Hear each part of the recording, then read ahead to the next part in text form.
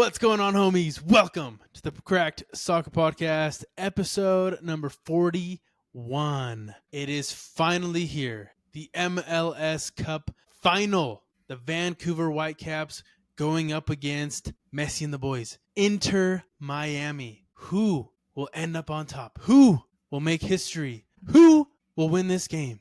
We'll talk about it today on today's podcast. Tap in, baby. Bang, bang. Boys, there ain't much to say. How we feeling, though? One more game left. The MLS Cup Final. How we feeling? How we doing? Doing great, bro. Miami won. Barca won. Chivas lost. America lost. Yeah, I mean, this is totally like off topic because this is MLS focused.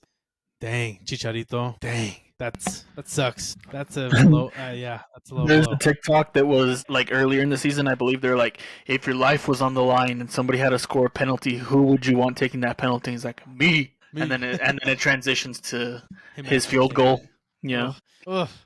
I know that's a tough one, man. That honestly sucks. You know, I mean, if you had the confidence to take it, I mean, that's the biggest thing. He was confident enough to take it, but at the end of the day, he missed. So that sucks. But it is what it is. How we doing, PZ? How we feeling? Doing good, man. It was a great week for some fast-paced soccer. It was like some high-scoring games. I'm extremely disappointed, but we'll get into it. Yeah, man. I was just praying on Fern's downfall. I am a certified Fern hater the rest of the season. As long as Miami exists in this playoffs, I just want them to lose. I'm sorry. I just want them to lose. As long as Messi's in here, because as soon as Messi's gone from Miami, he's not going to care about Miami. So it is what it is. I'm out, bro. I don't care. He's just going to jump to the next bandwagon, dude. It's okay. Yeah, bro. Son, that's a new move, bro. You gotta once Messi's gone, I'm back to being an RSL fan. So okay, there we go. Back to disappointment. There we go. Okay, cool. Well, for anybody that doesn't know, at this point in time, the final is set. We have Inter Miami taking on the Vancouver Whitecaps this Saturday. The Vancouver White ass? No, don't say that. Oh. This Saturday at 12, I think it's 12 or 12:30 Mountain Time, 2 o'clock or so Eastern Standard. So should be a very fun game. But for some context, maybe also to kind of speak to PZ's a little bit of not so happiness. This is the brackets that we had, and these are on our social medias. I did end up picking Vancouver to take the whole thing at the beginning of the playoffs. So that has happened. The only thing that did change here was obviously Philadelphia did not make it. It is Miami. And then Fern also picked Miami to take the whole thing up against San Diego, which also did not happen. So the two of us obviously have a player in the final, which is cool. But yeah, PZ obviously did not have either one. He did. Loyal, man. Loyal. He did have Vancouver going to the final, so you know maybe that's something. But at the end of the day, that's kind of where we sat before the season. So without further ado, boys, why don't we get into some of the games that happened this last weekend, starting off with the Miami versus New York City FC game. What a game, by the way. Very, very exciting game. At the end of the day, Allende had a hat trick and basically punched the Inter Miami's ticket into the final. 5-1, Miami won. So just to kind of a little bit more context here, Allende's hat trick propelled Lionel Messi's Inter Miami to a 5-1 win over New York City's FC as Javier Mascherano, his team claimed their place in the MLS Cup Final. Miami will take on Vancouver next week as the Herons aim to win the MLS Cup Final for the very first time, which is actually the case for both of these teams. Messi did not score on Saturday, surprise, surprise, but Allende stepped up and made the difference in a rampant victory that saw Miami clinch their maiden Eastern Conference title. So history has been made at the end of the day, but lots of things happened. So let's get into it, man. What are your initial thoughts from this game? Go ahead. That's all. That's what NYCFC was hearing on the way back home. Ooh. But Allende he tied the record for most goals in a playoff. So him and Messi were actually 3 goals away from the record because they had the same amount of goals going into this game. And I mean, yeah. And then Messi also broke the Puskás award or Puskás record of most assists. So that's something that happened. 2 records being tied / broken over the weekend.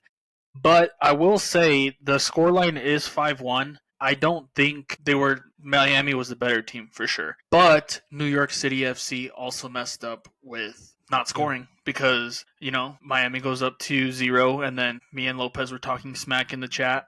He was trying to make me mad, and I told him I won't be mad until Miami loses this 2-0 lead, because I don't know why, but I just felt like they were gonna lose the lead. Yeah, tie it, and then they definitely should have. New York had really good chances to score.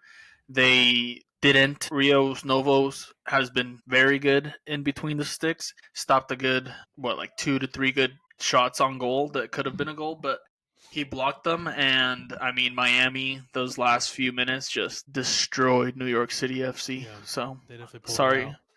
Yeah, no Cinderella story for them. Yeah. And just to kind of go off of what you were saying, that first timestamp that I had, if you want to pull that one up real quick too, maybe you can also, maybe you probably saw this too, PZ, because you were probably talking about it as it was going. But yeah, 2-0, obviously, and then you have a 2-1 game in the first half, and then this happens shortly after, I believe, the first goal from New York City FC. And I feel like this opportunity definitely would have, changed the game, flipped the game on its side. It would have been a completely different outcome, maybe a completely different outcome. But right here, you kind of see New York City FC pressing high. Right here, Maxi's got to take that shot, bro. Like, that's a wasted opportunity at that point. I'm sure you saw this, PZ, but I'm curious how you kind of saw that one, and maybe that's kind of what you were talking about in some of the group chats that we had. No, man, there was lots that I was talking in that group chat, man, if I'm being honest. I don't know. New York City, they just couldn't finish. They just, all game they were attacking. In terms of paying attention to that freaking video that you just watched, I did not. But all that to say, man, I don't know. Like, Miami is probably going to win it. But all this to say, man, Miami, their defense is all of a sudden looking legit. We've talked about it early in the season. They've been looking shaky most of early in the season. They've been pretty attack heavy. And now everything is just absolutely clicking for them. I believe that they've held teams to an average of like 1 goal or less in 4 of their last 5 games. And then they've just conceded the single goal to New York City FC in the last 3 matches. So I don't know, man. Miami is firing on all cylinders. I find it hard to picture Vancouver winning. I'm going to be cheering them on. I'm going to hope that they win. Again, I'm going to remain a certified Fern hater, but got to give praise where praise is due. We talked about Allende, Messi also just being Messi, but then also Jordi Alba just pulling up with those 3 assists like you guys highlighted as well. Man, Miami, I hate to say it, they're looking deadly, but come on, Vancouver. Come on. That's all I'll say. Gotcha. Yeah, man. Yeah, I mean, it was definitely a tough game, bro. So, like, I mean, like you mentioned, Miami's definitely seemed like a different team this offseason, to be completely honest, this postseason. So they've been firing on all cylinders, like you mentioned. They did have a couple chances as well to kind of go up ahead even more. The second timestamp here that I got is another great opportunity from Inter Miami, where Allende could have had another goal, right? And he would have had, I mean, he just would have ran rampant this entire game. But this was another pretty big opportunity that I saw that obviously, didn't end up going into the back of the net, but definitely want to take a look at, and I'll kind of get into why. But right here, you get a very clear and easy open opportunity for Mayenne to score, go up 3-1, get that hat trick early. But again, he just couldn't get it. Couldn't get the ball in the back of the net at this point. But biggest thing here is the fact that Allende was just so much trouble for this New York City FC team. I don't know what this guy's name is. I think it's O'Toole. That was a left back for New York City FC. I believe he was the one that played this entire game. But he just got annihilated. It was either him or Raul. I don't know exactly who it was, but this entire game, man, Allende just completely, dismantled this defense, dismantled this left back, center back. It was absolutely ridiculous. Obviously, kind of spread the field as much as possible, and then whenever he had to, he kind of made that run inside. And I mean, they never saw him coming. Every single goal you can go back and take a look at, you can see Allende making that run. They completely lose where he's at, and he ends up scoring, right? Now, is that difficult to do? Yes, at the end of the day, he has to score a goal, right? It's not easy to just kind of get past Freese, like, to say the least, right? But he did it this game, and can he replicate that against Vancouver? I don't know, but he did it very, very well, very good job against the New York City FC teams. That's a point that I'll make a little bit later too, talking about the final. dang man, like this New York City FC back line, I mean, they were lost in the sauce at this point. So And man, like we talked about New York City FC not hitting any of their shots, right? We just they had the opportunities, they were there. How much does missing Alonso Martinez and Andres Perea play into that? You you can say what if all we want here, but at the end of the day, they were missing some of their key attackers there. New York City FC still put up that fight, still got spanked. 5-1 was the outcome. Yeah, just to a much better Miami. Allende is only on loan in Miami, so I know they're going to try and see if they can get him, because after this next game, he's back to his club, Celta Vigo, out in Spain. And I'm assuming with the way he's been performing, that if Miami wants to keep him, Celta Vigo's going to be asking a pretty decent price for them. I know they waited too long now, huh? Yeah, Price went up, bro. They should have signed him when they had the chance, but no, dude. This game, it was very entertaining. After they scored that goal, it was entertaining for the next 30 minutes, and then Miami just came in and demolished them. So Yeah, shout out to them. Shout out to Silvetti keeping up his scoring, assisting record in the playoffs. He's looking good, keeping the legend Suarez on the bench. So we'll see. Yeah. I'm excited for Saturday. Yeah, that was big too. I think that was a pretty big major headline of keeping Suarez out, which a lot of people have been talking about, right? I think you even mentioned it on the last episode, Fern, where, Mascherano obviously keeping Suarez on the bench, not really trusting him up top and kind of getting these young guys in, getting them some more minutes. And it's paid off, to be honest. Like, I mean, at the end of the day, if these guys are scoring and making trouble for any of the defenses they play, like that's big. So I don't think we see a change whatsoever in the final. I mean, if he plays Suarez, like that'll be the craziest thing I ever see. But that is big, man. I think Suarez is on the way out, to be completely honest with you. And what better way to do it than, having two fresh guns come up and replace one of the better goal scorers of our time. You know what I mean? So that was big, man. Big move. I'm sure a lot of people were a little bit hesitant at first, but now it's just paying dividends. Yeah, we'll see, man. We'll see what happens with Suarez at the end of the day. I think he's done for it after this season. Get him out. Yeah. Sweet. So we'll kind of get into the final here after this. But yeah, that Miami versus New York City FC game was very interesting. The next one, obviously, was Vancouver versus San Diego FC, which to me earns the crack game of the weekend for me. A little bit more exciting because it was more, I mean, not to like rain on New York City FC by any means. Like they were a very good team and they were definitely like a Cinderella story type during this postseason. But to me, Vancouver versus San Diego was like the 1 and 2 going at it, right? So that to me was a much better game. Wasn't as goal intensive. At the end of the day, Vancouver ended up beating San Diego FC and crushed their inaugural season's dreams 3-1 behind Brian White's brace, which, hello, Brian White. Where the heck have you been the past 2/3 of this season? Wild for him to show up now. He was injured. I know, but he could have. But he was definitely not injured the whole time. I don't know. Anyways, played last.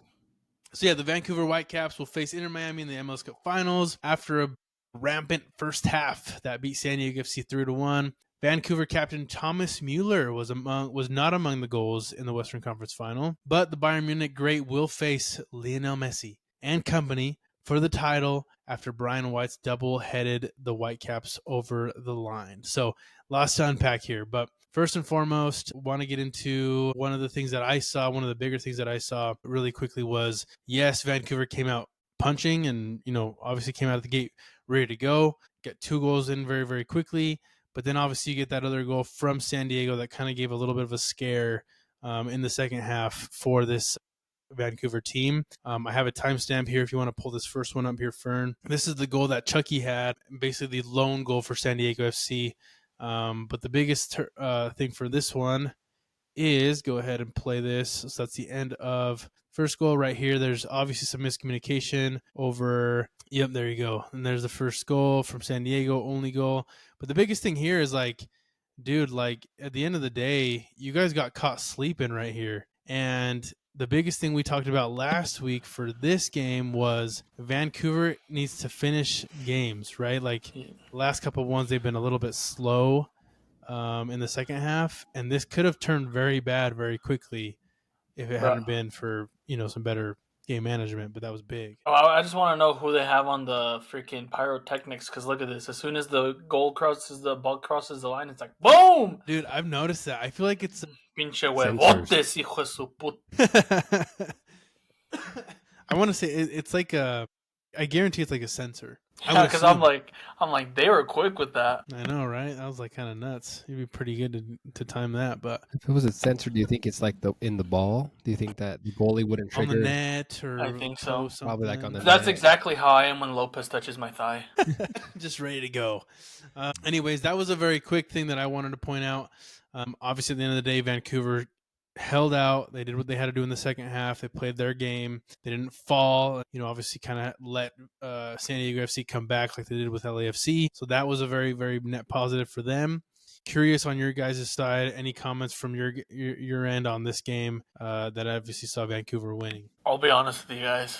I didn't watch this game. Messi won, and I had enough soccer for one day. But I was paying attention to throughout the game. And you guys kept texting and stuff, so I'd go and take a look at it.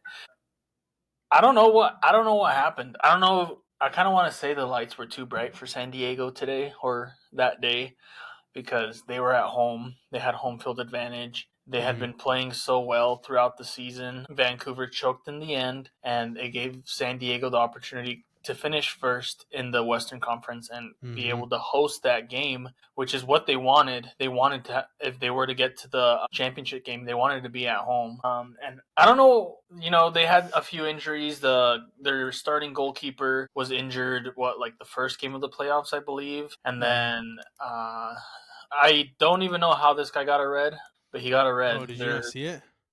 Bro, that was a red. Was it? Yes. I don't think I timestamped that one, but that was a red card, bro. Dude, he was yeah, if you find it. Yeah, I'll see if I can find it after, but yeah, so I tuned in the tail end of it. I saw that he got a red card and he got taken out, and I was like, oh yeah, this is game over. Yeah. But I feel bad for them, kind of, because I wanted them to go to the final. This would have been a great story, having your first ever season as being at least getting to the final would have been amazing. I know they said 3 of the 4 finalist coaches were first-time coaches: Mascherano, San Diego FC, and New York City FC. All 4 of them were brand new coaches? I believe so. Okay, maybe all 4, but I mean, that's crazy. So, yeah, I feel bad for San Diego. They kind of choked it at the end, and I'm just hoping Vancouver does what they did in the CONCACAF Champions Cup next Saturday, or this coming Saturday. You were going to say that.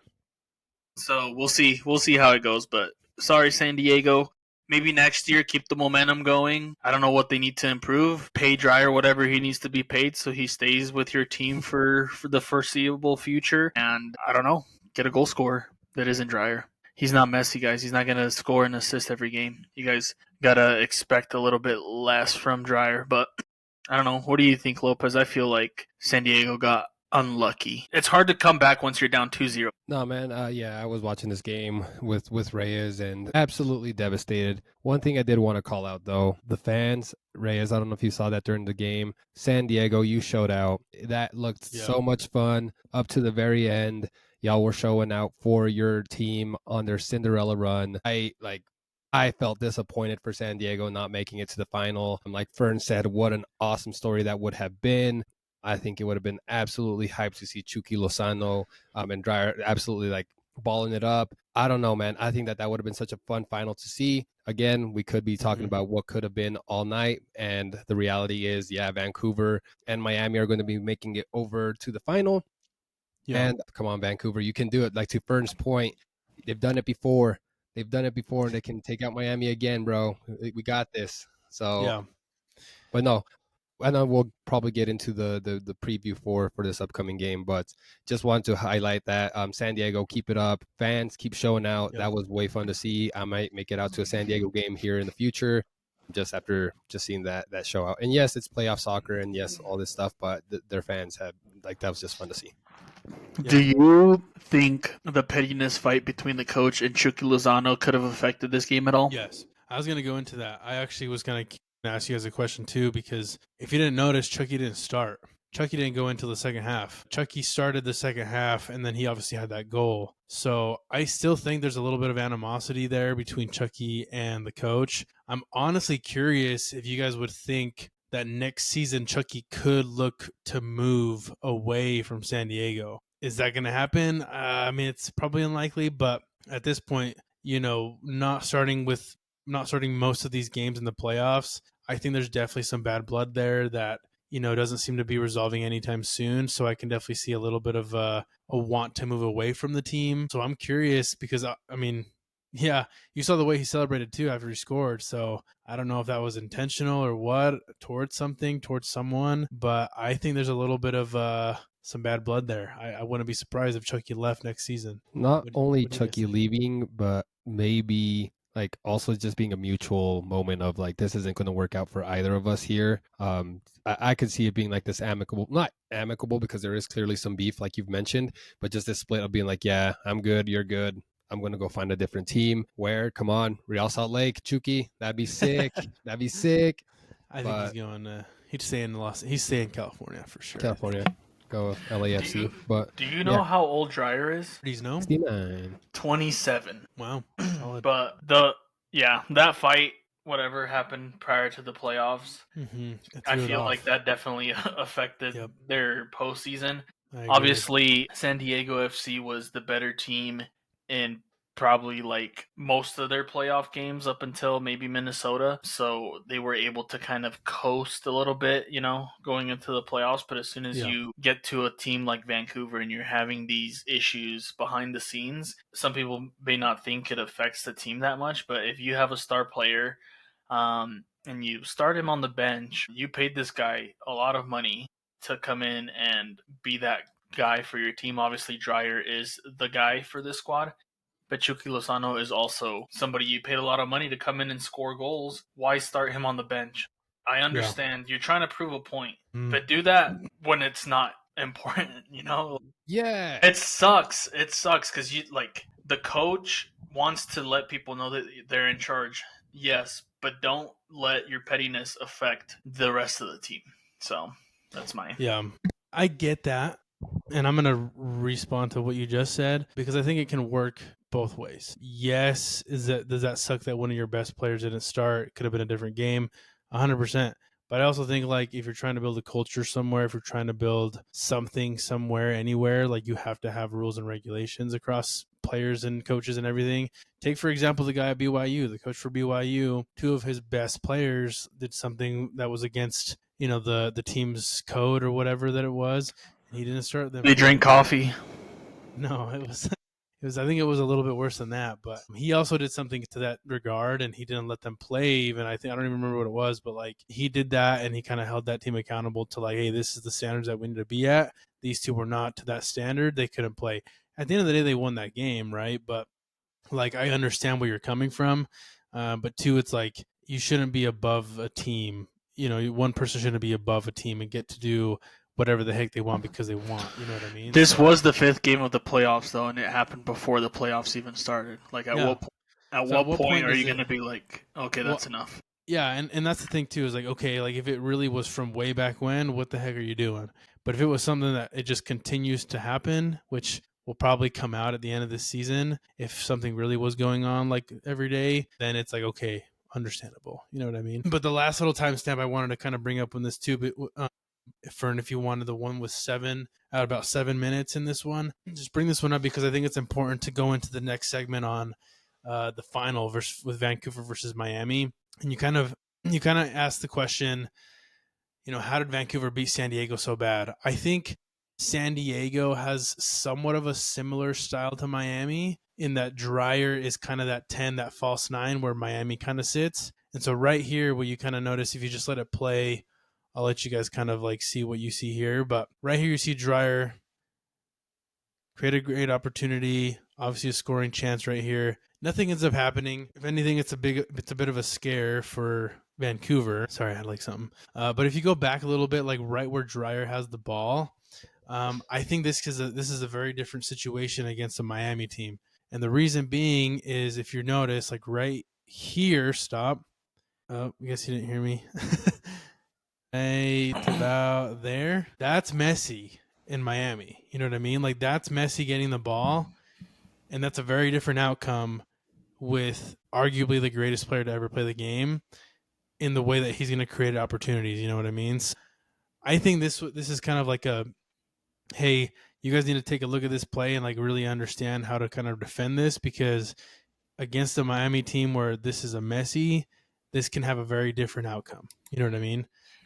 So with that, going into the final game preview, Inter Miami versus Vancouver for the MLS Cup Final. I'm curious who you guys have. I think I already know who Fern has, obviously, but I'm curious on your guys' thoughts going into this game. What are your kind of takeaways? I have plenty to say here, but I'll let you guys go into it first. Can you screen share this real quick? Yeah, go for it. Just because I was curious, and I believe this is the moment. Oh, yeah, the red card. Yep. I didn't see that. That's funny. I mean, I I would have probably be doing that. Bro, he's not even last man, though, is he? That should have been a yellow. Yeah, see, look at that. He was pretty much last man. Yeah, and he stopped the goal-scoring opportunity. So yeah, I just wanted to share that for the people that hadn't seen it like me.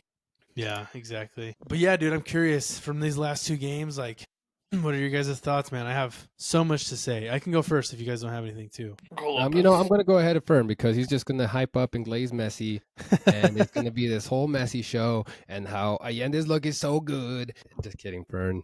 I'll give you your moment in a second, but I don't know, man. Vancouver, it's like you called out, Ray. It's like there is some very easily exploitable gaps in Vancouver.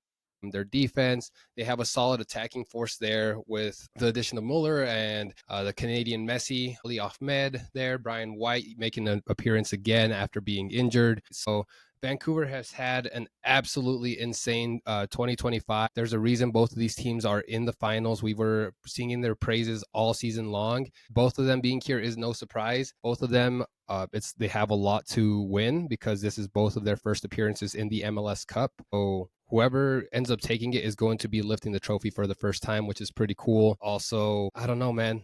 We talked about it a little bit earlier too. Vancouver's done it before. Can they do it again? I don't know. Miami, we talked about how they clicked. We've talked about how they've clicked and how their defense is looking really good. And Miami's always, they have their attackers, right? We've already talked about like Messi. Suarez is going to be warming that bench real good. Allende is going to be attacking. So, man, it's going to be a fun game to watch. But I'm hoping that Vancouver can give me a very wonderful birthday present in the shape of Fern's tears in a glass. Nice. Love that, dude. And I'm going to keep going so that we don't get turned into the Messi show here. I'm just kidding. What are you showing here? Okay. And for context here, yes, they did a very bad job against Cruz Azul in the CONCACAF Champions Cup Final. And that's Cruz Azul, bro. Imagine. Yeah. Imagine, I guess. The thing, too, there, too, okay.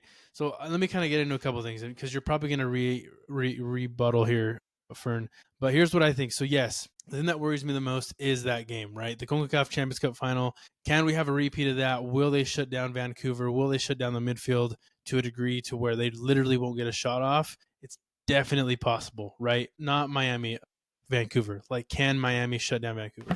I was saying no, that Miami can't. Okay, whatever. I'm sure that's what you were saying. It's definitely possible, but since that game, they have been, doing a lot better, playing a lot better. They did end up beating Philadelphia in the regular season 7-0. They did end up winning the Canadian Cup Final, right, which is an in-season tournament for the Canada League. I believe it was like 4-0 against a Canadian team out there. So they've been able to show up in a lot of these different games coming into the season. Also, they did end up playing Miami twice this season, I believe, right? Not in the regular season, but in the CONCACAF Champions Cup for the, was it semifinal or quarterfinal? I forget exactly what it was. But you did end up seeing Vancouver win both of those games and end up beating Inter Miami 5-1 on aggregate. Yeah. So it was a good series, right? Where it was in both Miami and Vancouver. So you really can't say, oh, well, they were over here. It was a pretty even matchup there. The biggest takeaway for me on those two games was the way that they confined and held Messi to a very subpar game. You know what I mean? I think we mentioned this way back when I made a video about Cubas kind of getting into it with Messi. Do you guys remember that at all? but they were kind of getting into it. They were kind of talking to each other. That was a game that Vancouver obviously ended up winning, but can it happen again? Can that be the situation where Vancouver comes in, they shut down Messi, nothing else gets done, and they can obviously win this game? Maybe. I have a couple other thoughts on that, but seeing as that's being the case, are you guys still favoriting Miami? Fern, I'll let you come back. Of course, bro. Is that even a question, dude? I've said it from the beginning, bro. I'm never gonna bet against Messi. I'd rather lose. Give me a better argument than Messi. I know, no. I know. I'm going to. I'm just saying. I'm waiting. Will never bet against Messi. I'd rather lose all my money than to see me bet against him and then, he makes me pay for it. But all I'm saying is that game, those games you're talking about, yes, Vancouver did dominate them. They kept Messi out of the game, but the team that is playing right now is way different than the team that they played back then. That was during Miami's down period of the season. They were playing very bad. They were losing multiple games for the Champions Cup and the regular season. So I think, because I've seen some stuff going around saying like one team's well-rounded, they're a team, they're playing for each other, talking about Vancouver, and then you have Miami that just has Messi, pretty much is what people are saying. But I'm like, are you not watching these games? Like, they're obviously not watching these games. Because I'm like, bro, maybe at the beginning of the season that's how it was, but right now they're playing as a team. The defense is still not the best, but they're not playing as bad as they were. Take Messi out of the game. What did Messi do last game? Nothing. He did one assist, and that was it, and they still won 5-1. They have Allende, he's playing really well. Silvetti, he's playing well. They have people around Messi, because before they had Suarez. Suarez isn't doing any defending. Messi can drop down more with the players he has up top now because he feels more comfortable not having to be the one to be up top and score these goals. He has the youngster in Silvetti. He has Allende. And, I mean, yes, they're going to 90% probably going to target Messi and try and get him out of the game. And Miami's not stupid. They know that that's going to be their plan. So they're going to be ready for that. And I just feel like Miami has been clicking so well recently. Like, I'm not oblivious to the fact that they could lose. Vancouver is a really good team. But with the way that they're playing right now, I just feel like it's going to be a really good game. And I do feel like Miami's going to come out on top. And obviously that's a bias of me. But I also don't think it's dumb of me to think Miami's going to win. Just because of how well they've been playing. And I mean, everybody was talking about how Miami hadn't beat Cincinnati in so long, and then look what happened. So, I mean, things change. I hear what you're saying. This team's a lot different. I feel like this Miami team gives me more confidence watching them play, Yeah. And I'm not just looking for Messi on the pitch. Yeah. And that's kind of like a nice thing to have because before you take Messi out of the game, Miami's out of the game. So yeah, exactly. Yeah, I think it'll be very interesting. I think the key matchups are definitely going to be out on the wings, like you mentioned. Right, you're going to have Allende outside. That's going to be a matchup against Tate Johnson against Vancouver. That'll be a very key matchup for this game. I think he's kind of been on and off, to be honest with you, this entire season, but I think he's finally coming onto his own. During the last 3 games, he's been playing pretty well. And then the other side is going to be Ocampo versus Silvetti, which is going to be another key matchup, right? So that'll be very, very interesting to see. The two of those are a little bit younger as well. Or no, sorry, I think Tate Johnson's is younger, and then Ocampo's a little bit older. But also, they should be having Blackman back for this game. He was suspended on a red card this last game against San Diego. Tristan Blackman should be back helping out the center backs. That'll be a big addition, big help in the back line. And then the biggest matchup, the biggest situation is going to be Messi, right? So I think when you have a Sebastian Berhalter and a Gubas trying to tame Messi, hopefully they can do that and wrangle him in and kind of keep him at bay and not allowing him to kind of create certain opportunities. So I think those are going to be the key matchups, right? Those two up top and then the middle in the middle with Messi. Like if they can win those battles right there, those 3, I think Vancouver can win this game. But again, you're going up against Messi. You're going up against someone that's just gonna, he can flip the game at any moment. You know what I mean? So it's a tough situation where you don't really have that anywhere else in the MLS except for Miami. So it'll be very fun to see. I still have Vancouver winning this game.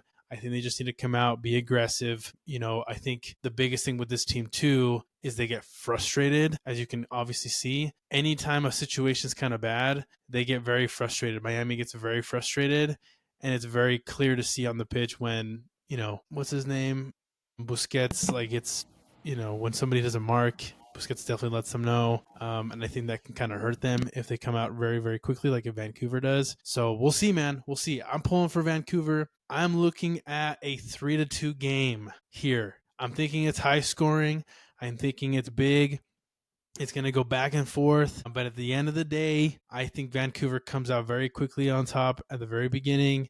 They get a couple goals early, and they probably get the third in the second half. But I got them winning 3-2 in this final. I hear the elevation's really high in Miami.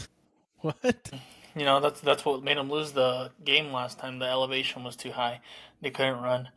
Which is funny because that's not true because they're at sea level. They're literally off the coast. No, I was just trying to be dumb. I do like that scoreline 3-2, except that I would obviously have it to Miami. I'm feeling confident. I think it'd be more of a 3-1 for Miami, in my opinion. Okay. I feel, going off your point, as long as Vancouver doesn't get a goal too early on, I feel like if Miami gets like 1 or 2, they can hold off onto that lead. But like you said, obviously, I watch a lot of Miami games. I do get frustrated with how mad they get. I'm so happy that Suarez isn't in there because any little thing that would happen, he'd just get pissed off. I hate when teams do that, even if it's teams I support. But yeah, I think it should feel calm for them. It's at home, They'll have all their family there, everything going on. I was wondering if they were going to switch the stadiums, but I feel like they shouldn't because this is the last. Well, this isn't the last year because the first half of next year they'll be playing in that stadium. Mm-hmm. But what a way to send off the stadium, hosting your first ever MLS Cup Final and winning it. So I just feel like if that even comes up, I don't think that should be an option to switch it. I haven't heard anything, but I'm just saying if it was an option for the people, I'd rather just keep it at Chase Stadium.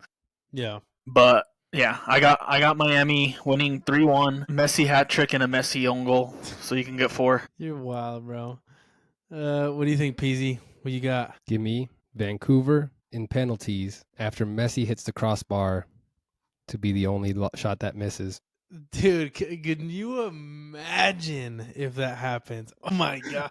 Cinema. Bro, I've seen that happen so many times. Anytime, like prior to the first Copa America that he won, they'd go to penalties and he'd always miss his penalties, and I can't live that down anymore. I can't see that happen again to my GOAT. If Messi loses this MLS Cup Final, the MLS has lost all credibility. Stop. Okay. Last question on this, and then we can kind of get into some of the other headlines. But what do you guys think in terms of this final? Do you think if Messi wins this final, is this good for the MLS? Is this good for soccer in the USA? Is this a net positive, or is this more of a net negative in terms of the greatest ever coming in and winning the cup? What do you guys think? Depends how much money the MLS and Apple throw at advertising this game, bro. Honestly, I think that the more people know about it, the more people see Messi's name, the more people see like, oh, it's a championship, and the more they hype it up to be a big deal. I think that's what's going to lead to more hype. I hate to say it, but that's just how our feeble minds as consumers work sometimes, is we have to have it thrown in our face that Messi is coming to Real Salt Lake 57 the span of 2 days. Just kidding. But in all reality,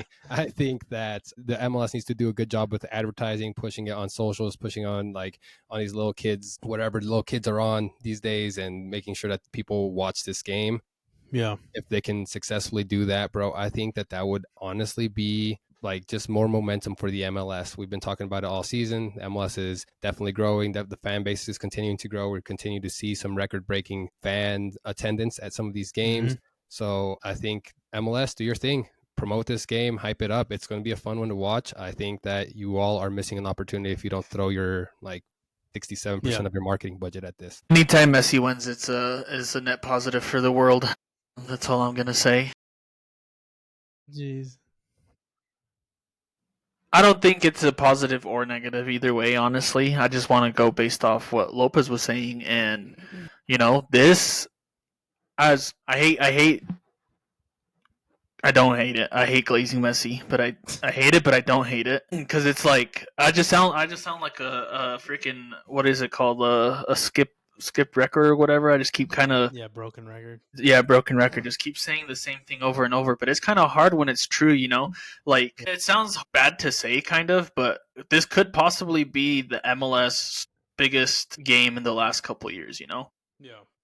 I think it might be their most viewed MLS Cup. I'd like to see what that is, and it's literally just because of one player. So they need to capitalize on this, like Lopez is saying. Like, yes, it sucks, not for me, but for other people, to have Messi thrown in your face. But they spent so much money, they invested so much money on this guy to get their league out into the world. Why would you be mad that they're, you know, banking on their investment? Like, yes, it sucks, you know, but it's just something you're gonna have to deal with, because that's how they're gonna get this league out into the world. Because you go on Twitter, I'll see people out in Europe talking about the MLS, and they're not talking about just the MLS. They're talking about, oh, Messi lost this final, Messi won this final.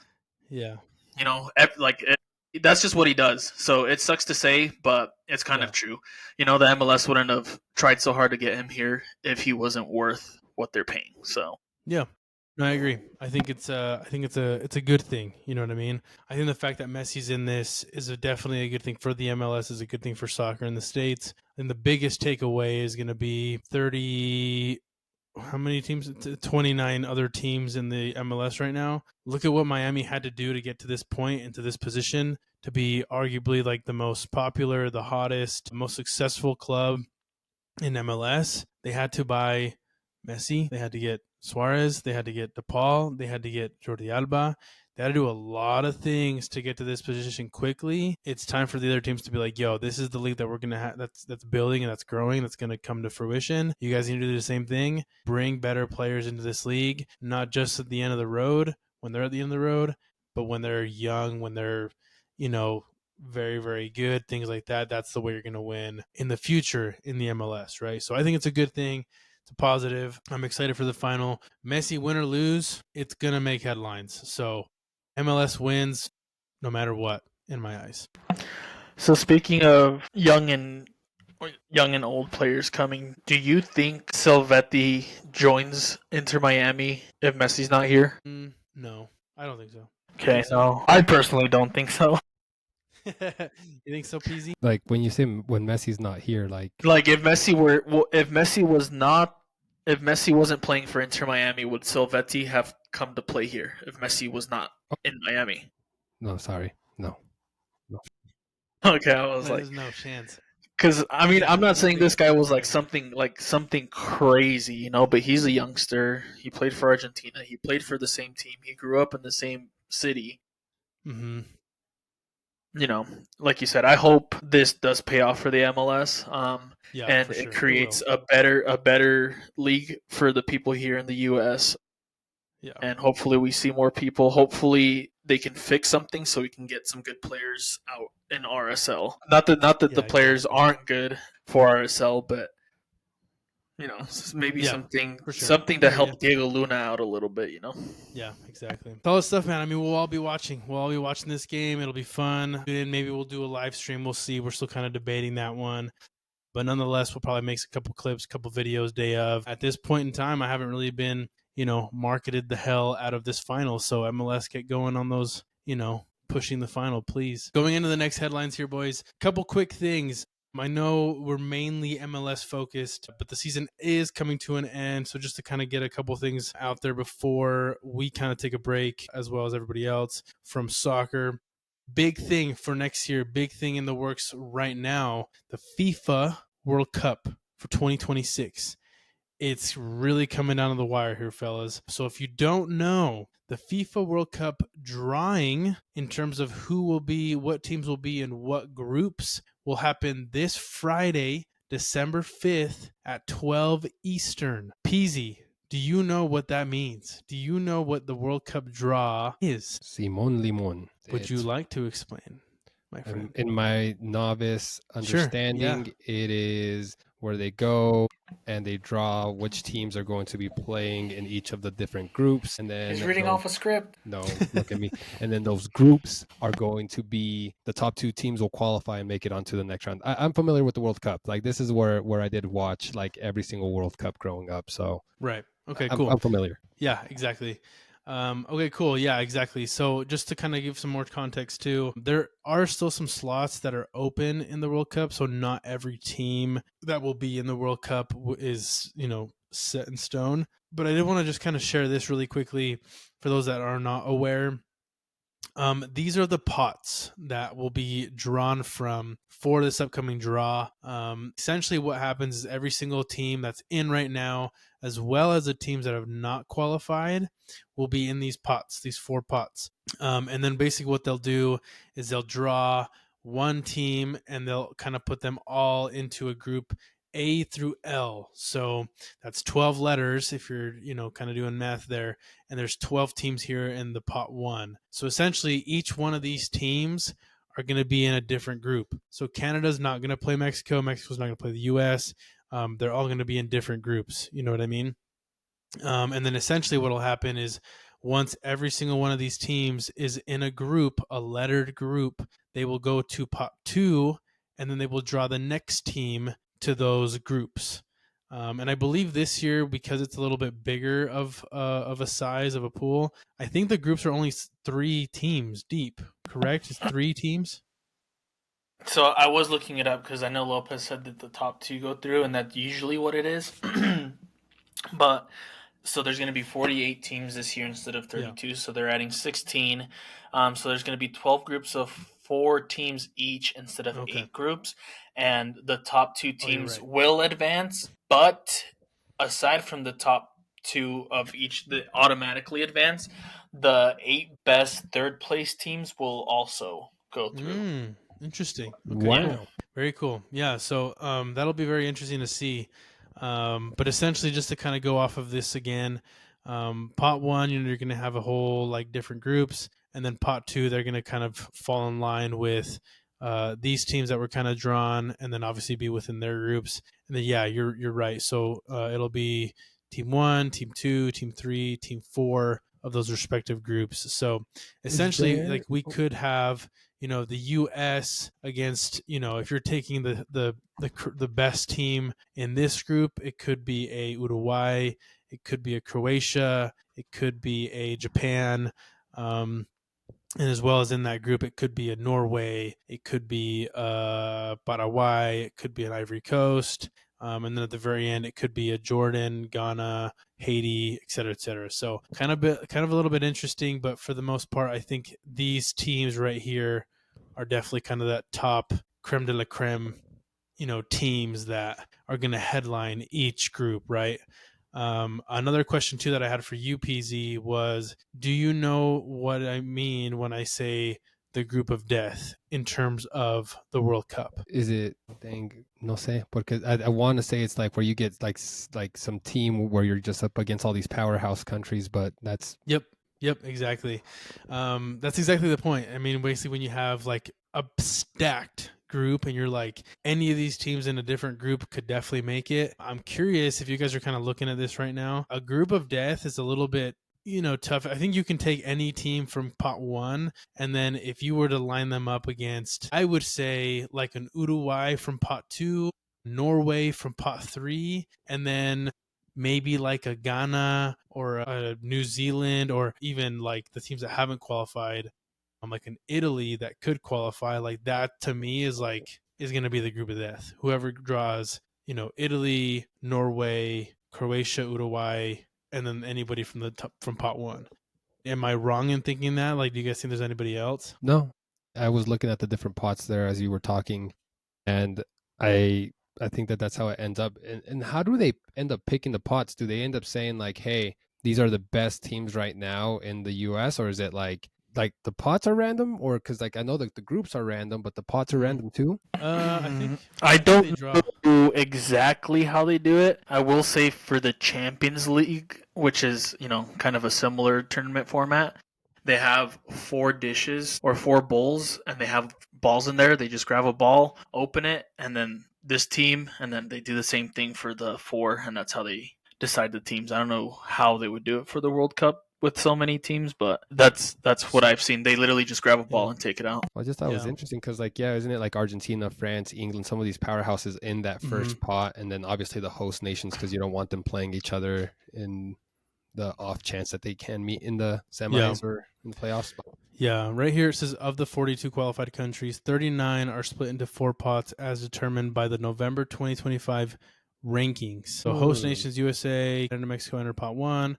Lastly, the 2 final World Cup 2026 playoff tournament placeholders, as well as the 4 European playoff placeholders are allocated into pot 4. So I think there's like a way that they kind of allocate everybody. But from my understanding, a lot of it goes into like the rankings, which makes sense because if you had, you know, some of these really like big top teams all like scattered, it would kind of make it a little bit difficult, like to have, in my eyes, a very profitable tournament. You know what I mean? You see how they just have literally just bowls with the 4 things and they just pull them out of there. At least that's how they did it for Qatar. Which they'll probably do, but you know, there's definitely ways that you can also rig that, I feel.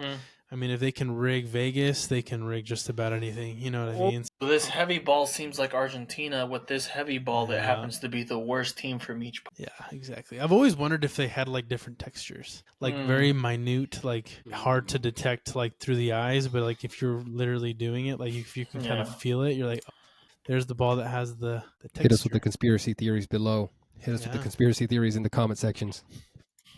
Exactly. So another quick note on this. So the MLS will pause the regular season play between the months of May 20th to July 16th for the 2026 World Cup. So the MLS will take that break during that time to allow for, you know, the World Cup to go on. There's probably going to be a lot of players in the MLS this year going to the World Cup, which is super cool to see. But they are going to pause briefly for the World Cup because the season isn't changing next year. It's changing in 2027. Cool. So that's a very, very cool update there from FIFA for the World Cup. Lastly, I just want to kind of shout this out before we end the episode today. We did mention that we were going to try to get into this a little bit more. Let me get this out here. Why is this link? I was going to say that the NCAA men's soccer tournament is alive and well, fellas. Right now, I believe they are in the Elite 8, so only 8 teams remain in this tournament. And the numbers 1 and 2 of the tournament are actually out to everyone's surprise, I think. So just to kind of pop this up really quick, kind of show you guys what's kind of coming up for the NCAA tournament. You have these 2 teams, so Furman, Portland, Akron versus St. Louis, and then you have Washington against Maryland and Georgetown against NC State. And like I mentioned, it was kind of a crazy tournament because you had number 2 Virginia get knocked out in their first game against UNC Greensboro, and then you also had where was it? Vermont losing top left to Hofstra 2-3 in overtime. So number 1, number 2, and number 3, I believe even number 4 was number 4 out. Oh no, 4 is Maryland, so they're still in. But the top 3 teams in the country, like, they got knocked out early, man. Kind of insane to see. I'm pretty excited. I'm going to try to watch some of these. I think it's this upcoming weekend, the 5th and the 6th. So maybe we can kind of, you know, I'll probably try to tune in. Only thing I can kind of like know is obviously Georgetown. These 2 teams are ranked. That'll be a fun one, as well as Furman, Portland. That could be a fun game. I don't know about you guys, but I feel like I was into like the college soccer scene a little while back, like in high school. And I feel like I always heard about Maryland and their program. So kind of hoping Maryland makes it far, maybe even wins the thing. But I feel like I always saw them and kind of always saw them like be one of the better teams. But curious, boys, do any of these things excite you? Do any of you even get any notifications of these games happening, given that we're a little bit more in the soccer scene now? Like anything to that regard? Sign up to the newsletter and you will. I was about to say, bro, you just missed your opportunity to sign up for that newsletter. Oh, is that what that was? Out of you. Dang, bro, right? That was perfect timing, too. No, I have not been paying as close attention to college ball here for soccer. Definitely needs to be something that I'm picking up a little bit more, but honestly, it's been like, it's going to be a natural progression, right? As I've gotten way more into the MLS, I find myself having like way more informed conversations around what's going on in the MLS, and that's been pretty exciting too throughout this podcast. So Hey man, you guys brought in the novice, and it's been working. I've been learning a lot, so it's been Yeah, cool. there you go. Heck yeah, bro. But Have you seen anything, Peasy or Fern? yeah, go ahead, Fern. Yeah, as far as college soccer, I honestly haven't. I feel like I know it doesn't get pushed, bro. It doesn't really I get. know it's. I mean, most of the time, if I'm watching a game, I already know it's going to happen beforehand, and I want to watch it. Like I know anytime Barca plays, I know when they're playing, and I'm most likely going to watch it. Right. Yeah. For this, um, I mean, I even have I have the subscription, which I believe is just like an ESPN subscription type thing now, Mhm. where you can watch the games. So like think I so. have it. It just doesn't like get pushed. Like it'll just be like live, like going on right now, Right. which Yeah. I kind of understand. But I feel like with it being the end tournament, they could put a little bit more into the marketing department of it, because for obviously basketball and football are the biggest things in college Right. sports, Yeah. right? But with the way things are moving, hopefully, as well as with the MLS, the World Cup brings more excitement into college men's soccer. Yeah. Because I'm not going to sit here and lie to you and be like, oh, dude, I'm excited to watch this game on Saturday, because I am not. But I feel like the thing that makes the football and the basketball games maybe a bit more exciting is the fact that you're seeing like a basketball player, a football player develop, and not only are you seeing them develop, you're basically getting a preview of what they're going to look like on the next level, right? Like Yeah. when they go into the NFL, That's when they true. go into the NBA, you kind of don't have that in soccer, or at least for the MLS, because like we've talked about in the past, a lot of the players that come in, get drafted into a team are never, Right. like They football, leave like and then go yeah, pick for the Cowboys. yeah, exactly. So it's not like you're getting like I don't know, Baker Mayfield came off the top of my head, like Right. he's Yeah. popping Yeah. off in college soccer, goes into the NFL and he does his thing. I feel like soccer Yeah. is just a bit more competitive on that end, where Yeah. it's like harder to get onto a team, especially when they're bringing players in from, Internationally. because like with football, NBA, you're based like it's changed a bit now, but most of the time you're like getting a player from the US for sure. Obviously the Yeah. NBA has become very global, so they get more global superstars. The NFL is kind of trending in that direction, not necessarily, But it's still mainly. but in the yeah, US. mainly. So Yeah, I agree with you, man. I think that's a good point to bring up. I didn't really even think about it that way. But the thing I think too is like if you think about college football, like you have college game day. You know what I mean? You have what is it like where forget the other program, but essentially like where they go to campuses and they kind of hype everybody up. Home Depot sponsoring it. Like you got Pat McAfee up in there. Like you get people, $250,000 kick. yeah, like that's freaking awesome. You know what I mean? Like that's so cool. bro, take us I around the country and we'll do that too. second that motion. I would love to do that, dude. That would be so freaking cool. So I think I do know that there's somebody online. What's his name, dude? Do you guys have you guys seen this guy? I remember he messaged us one time that he kind of does the college scene a little bit more. It's like something dribbling, dribble. Let me see. Give a little shout out. Dribble trips. Have you guys followed this guy on TikTok? No, but I will now. Yeah, dribble trips. This guy like kind of goes around the country. Like he tries to go around the country a little bit more. I think he's located in the East Coast, but he goes to like the USL games. He'll film like him being there, like some vlogs. He's done a couple college games. Like that's super cool, dude. I think that's like some really cool content that the soccer world doesn't really have. And I would love to start doing that a little bit more, even like in the next couple of years. Hopefully, we can kind of build this thing out. And obviously, go to some of these college games because UVU. Obviously, we have UVU super close. We have a lot of other teams like in the West that we're pretty close to. So, would love to do that, man. If we ever get like sponsorship to do that, dude, I'm freaking down, dude. I'm ready to go. Let's do something. Let's do a $10,000 penalty kick on the machine competition, bro. That'd be sick. Winning that, I'm a what? Go ahead. No, I was gonna say I was gonna bust my best Chicharito impression. Oh, there you go. You know what would be even more fun too? I was just thinking about this the other day because Liga MX is obviously like in the Liguilla. Have you guys ever seen their half times where they have like people do like this obstacle course and then they have to go shoot the penalty? That would be hilarious in like a college scene, like a college game day scene with like college soccer. That would be hilarious. And I guarantee it, it just hits. I guarantee people watch it. I think it's so funny. But yeah, I've seen those around. I'm assuming you're trying to pull something up here, Fern. But have you seen those at all, PZ? Please Very find one, good. Fern. Please find one at this point. Like we have to end on this note, boys. We have to end on this note. I got one more thought before we end. Yeah. Oh On yeah, a go for it. similar Sorry. note, bro. On a similar note, because like we're talking about it, right? Like, how cool would it be to start developing this culture across the U.S.? How cool would it be to start like seeing just like large events, right? It doesn't have to necessarily be like the same European style like that we see over there. We can make it Americanized. We can have our tailgates. We can have our like Pat McAfee style game days. But I think, bro, we have to start though, right?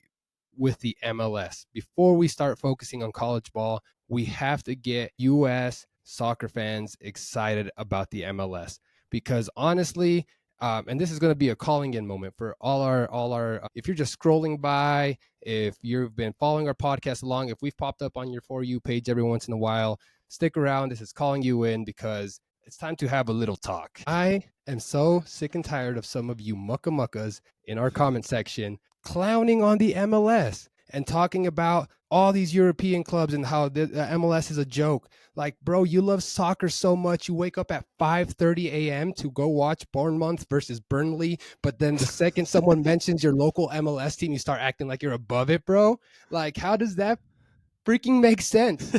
Like, you can't just say, I want the game to grow in the US and then go start clowning the only top division league that we have, man. And like, you'll hear the same shit over and over again.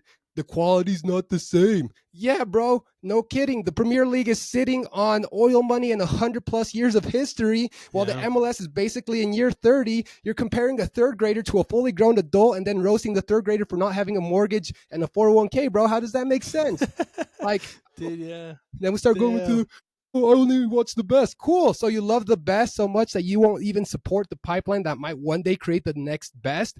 Where do you think the future American players come from, bro? Like freaking Hogwarts? Like, let's get for real, bro.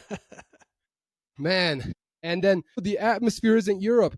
But like, for real, man. Like, yes, I mentioned it at the top of this rant, right? Like, America is not Europe, but we have supporter sections singing for 90 minutes. We have tifos, we have drums, we have the culture, we have people in the stands. Like, we have something special here. And the only way that we're going to be able to continue to grow this is by pouring that same energy that y'all have into hating on the MLS into passion, into building up, showing up to these games, making the atmosphere better. Talk about how the league could improve. Like, let's focus on some of that promotion relegation stuff. Let's talk about the calendar and how that needs to change. Let's talk about the roster and rules like a fan who cares, not just a critic who likes to sit on Twitter and freaking talk shit for who knows what, man. So like, so I'll end with this. Like, do I want the MLS to be criticized? 100%. Push it. Demand better refereeing, demand better development, demand better TV coverage. Let's stop this bullshit with Apple TV having a monopoly on all these games. Just have better everything. Let's hold them accountable. But there's a difference between here's what the MLS needs to do to be world class and the MLS is trash and I only watch real football. One is love and the other one is insecurity in the PSG jersey. And with that, I'm hopping up. Why do you say that when I got my PSG jersey in the back, bro? Certified Fern hater, bro. That's what it is, man. Yeah, dude. I mean, I totally just second everything you said, bro. Like, at the end of the day, we're trying to do our part, right, with MLS and kind of the soccer in the U.S. We're doing what we got to do, but man, if you said it, dude. I mean, if you're that invested in crapping on the MLS or soccer in the U.S., why don't you just turn that hate into something more productive?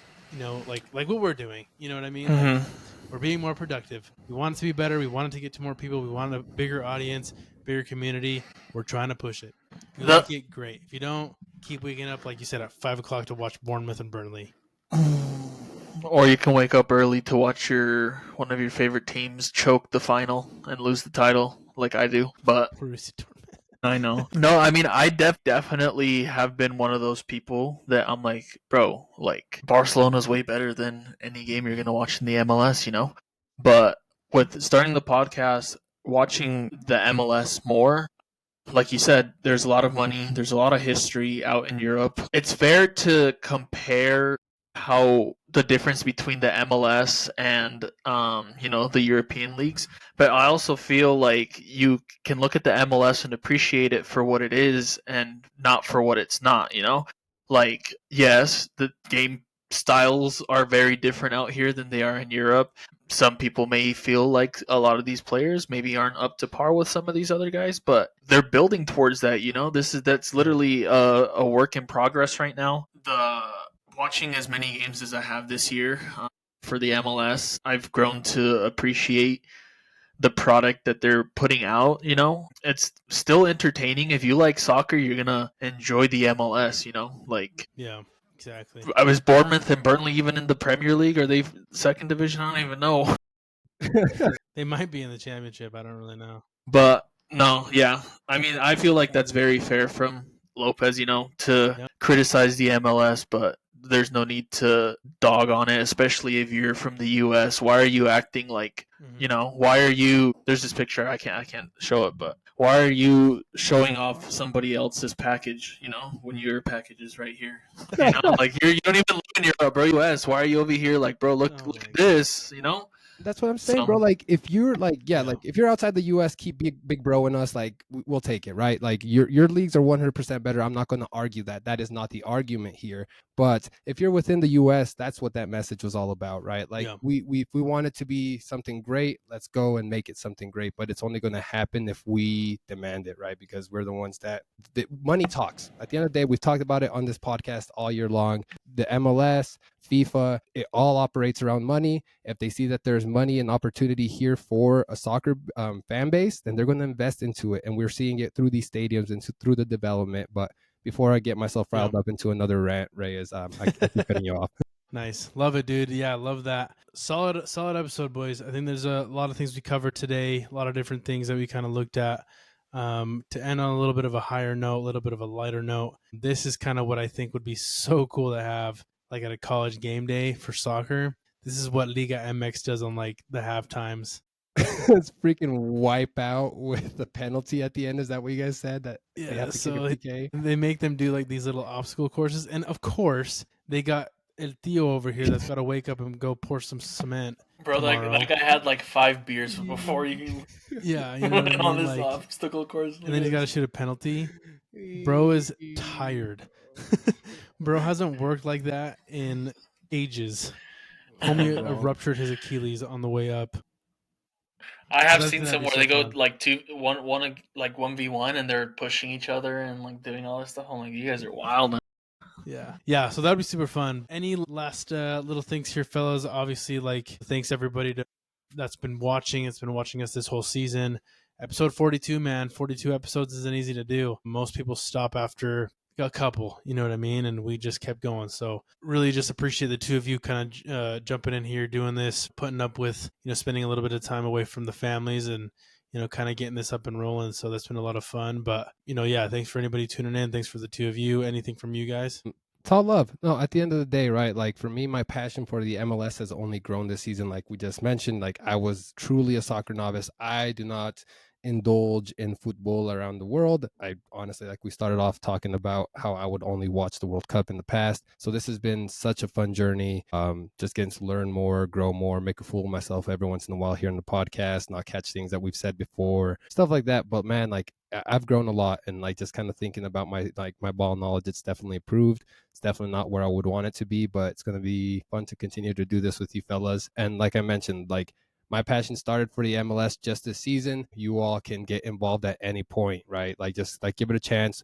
Look out for some of these games. If you want to look out for which teams to keep an eye out for, like hit up our comment section, shoot us a DM. We're always happy to engage with any of y'all out there. So, but yeah, likewise, Reyes, thank you both for thugging it out, spending a couple hours here, and it's been fun learning with y'all. Watch an MLS game, whether it's just the Inter Miami game, all it takes is a little bit of the drug to get you started, and then you'll want to watch some more of it. But yeah, I mean, shout out to all three of us, I guess. It's been pretty fun, honestly, just being able to chill and talk about soccer with the boys for a couple hours a day for the last 41-ish weeks. Hopefully we've improved at talking. I feel like I have. I'll probably have to go back and watch like the first episode. Yeah, I mean, shout out to everybody that's been watching. I think currently we're at 52 subscribers, something like that. 62. 62. Okay. See, I thought it was 62. I wanted to go lower and be higher than say 62, and we're actually at 52. So shout out to everybody watching. I will say this: I know for a fact between all three of us, we have more than 62 family members. So just kidding. Get to subscribing. Yeah. So everybody hit that like and subscribe button, and as the season comes to an end, we're gonna be trying to figure out, what we can do. We do have lives outside of this, so we might slow down. I'll try and do what I can to keep things going. But yeah. Thanks for the support. Yeah, exactly. Cool. Appreciate it, fellas. Anybody watching, thank you so much. This has been the Cracked Soccer Podcast, episode number 41. Appreciate y'all. Peace.